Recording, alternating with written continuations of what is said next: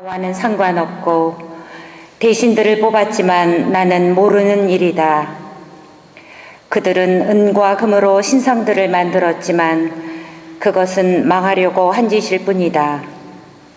사마리아야, 내 송아지를 내던져 버려라. 내 분노가 그들을 향해 타오른다. 그들이 언제면 죄를 벗을 수 있을까? 송아지 신상은 이스라엘에서 나온 것, 대장장이가 만든 것일 뿐 결코 하느님이 아니다.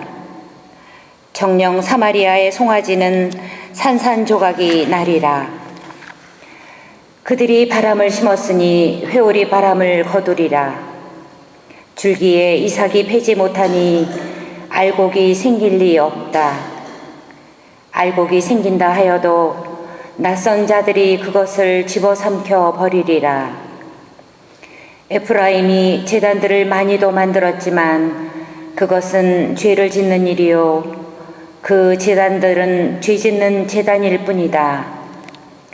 내가 그들에게 나의 가르침을 많이 써주었지만 그들은 그것을 낯선 것으로만 여겼다. 그들은 희생제물을 좋아하여 그것을 바치고 그 고기를 먹지만 주님은 그들을 받아들이지 않는다. 이제 주님은 그들의 잘못을 기억하고 그들의 죄를 벌하리니 그들은 이집트로 돌아가야 하리라. 주님의 말씀입니다.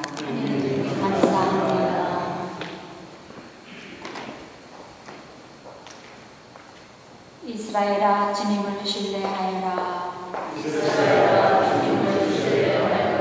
우리 하느님은 하늘에 계시며 뜻하시는 모든 것 다 이루셨네. 저들의 우상은 은과 금, 사람 손이 만든 것이라네. 입이 있어도 말하지 못하고 눈이 있어도 보지 못하며 귀가 있어도 듣지 못하고 코가 있어도 맡지 못하네. 손이 있어도 만지지 못하고 발이 있어도 걷지 못하네. 우상을 만든 자도 그것을 믿는 자도 모두 우상과 같구나.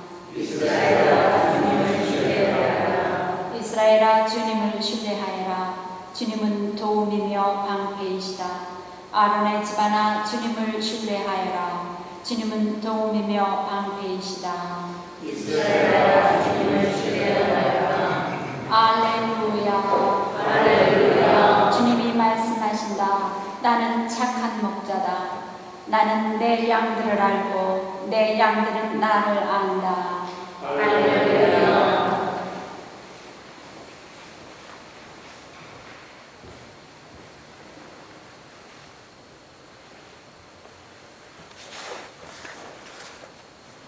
주님께서 여러분과 함께 마테오가 전한 거룩한 복음입니다.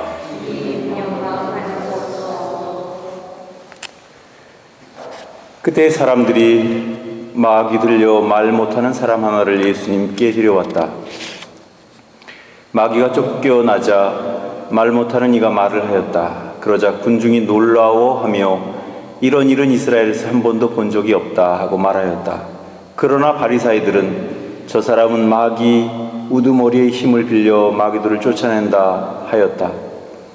예수님께서는 모든 고을과 마을을 두루 다니시면서 회당에서 가르치시고 하늘나라의 복음을 선포하시며 병자와 허약한 이들을 모두 고쳐주셨다.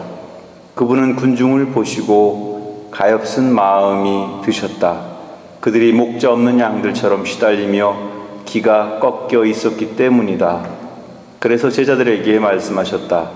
수확할 것은 많은데 일꾼은 적다. 그러니 수확할 밭의 주인님께 일꾼들을 보내주십사고 청하여라.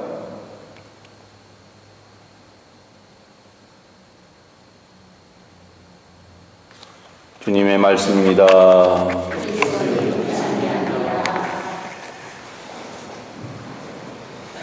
이스라엘 사람들은 어떤 질병이나 또 어떤 말을 못한다든지 그랬을 때 그것이 죄의 결과이거나 혹은 마귀가 그 사람에게 씌었기 때문이라고 그렇게 생각을 했습니다.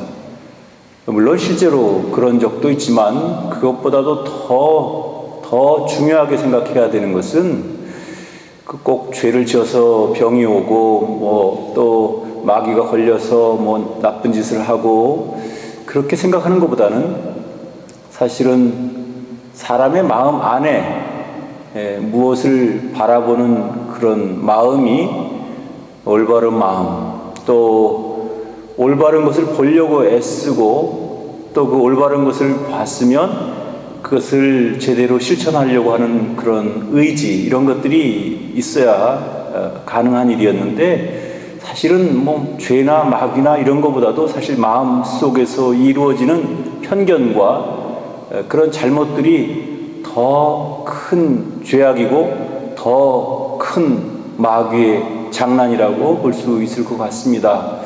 그런 면에서 보면 우리가 정말 올바로 마음을 갖는다는 것, 그것도 매우 소중한 것이라고 생각합니다. 오늘 복음에 보면 어떤 말 못하는 그 사람이 왔는데 그게 마귀가 들려서 그렇다 하는 겁니다. 그래서 예수님이 그를 고쳐주셨을 때 대부분의 많은 군중들은 이스라엘에서 이런 일을 처음 본다 하면서 굉장히 놀라워했다 그러는데, 반면에 바리사이들은 그것을 선의로 보려고 하는 그런 생각보다는 그것을 왜곡하려고 하는 마음이 더 강했습니다. 그것은 어쩌면 진실로 보려고 하는 그런 마음이 준비가 되어 있지 않은 것이죠. 그래서 마귀 우두머리에 힘을 빌려서 저런 일을 한다라고 왜곡해서 이야기를 합니다. 도대체 사람의 마음속에 무엇이 있길래 똑같은 것을 보고도 한쪽에서는 굉장히 그 모습을 보고 놀라워하는데 또 한쪽에서는 그걸 전혀 반대로 왜곡해서 이야기를 하고 그것을 퍼뜨릴까, 그런 생각을 해봅니다. 사실 정말로 중요한 것은 한 사람이 무슨 마음을 먹고 또 무슨 생각을 가지고 살아가느냐 하는 것도 정말 매우 중요한 것 같습니다. 그래서 모든 것을 어떤 면에서 보면 마음이 어떻게 먹느냐에 따라서 이루어지는 그런 세상이라고 볼 수 있겠죠. 그래서 불교에서는 일체유심조라고 그러죠. 마음에서 모든 것이 이루어진다, 이렇게 가르치고 있습니다.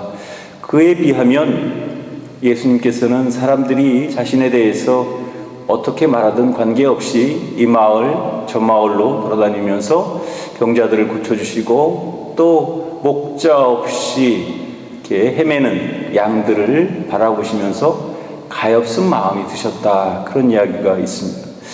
그렇다면 그 바리사이들이 예수님을 바라봤던, 또 예수님을 향해서 던졌던 그 말과 그런 말을 듣고도 변함없이 당신이 해야 할 일들을 차근차근 이루어 나가시는 그 예수님의 마음 사이에는 아주 큰 차이가 있다고 생각합니다. 그래서 무엇보다도 우리가 나를 포함해서 주위에 있는 사람들을 바라볼 때, 또 그들을 생각할 때 늘 너그러운 마음, 또 가엾이 여길 수 있는 마음, 그런 마음들이 우리 인간의 마음이 되어야 되지 않을까 하는 생각을 합니다. 특별히 다른 그 무엇보다도 인간관계에서 오는 여러 가지 어려움 때문에 많은 사람들이 곤란을 겪고 있고 또 많은 어려움을 겪고 있는 것 같습니다.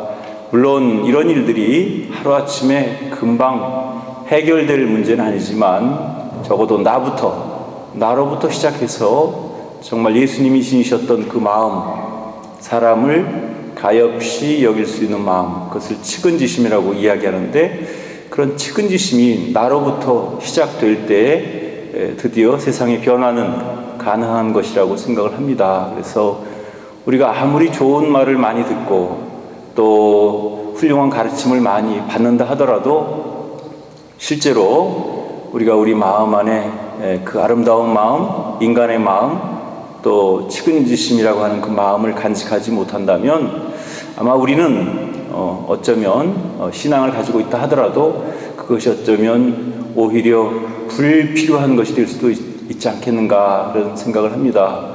우리 신앙생활하는 궁극의 목표는 우리도 예수님의 마음을 담는 것이고 예수님께서 행하셨던 것처럼 그런 마음가짐을 가지고 세상을 바라보고 이웃을 바라보고 내 자신을 바라볼 줄 아는 그런 사람이 되는 것이 어쩌면 참 신앙인의 궁극적인 목표가 아닐까 그런 생각을 합니다. 그래서 우리가 올바로 바라보고 올바로 생각하고 올바로 마음에 간직할 수 있는 그런 우리 자신들이 되기를 진심으로 바랍니다.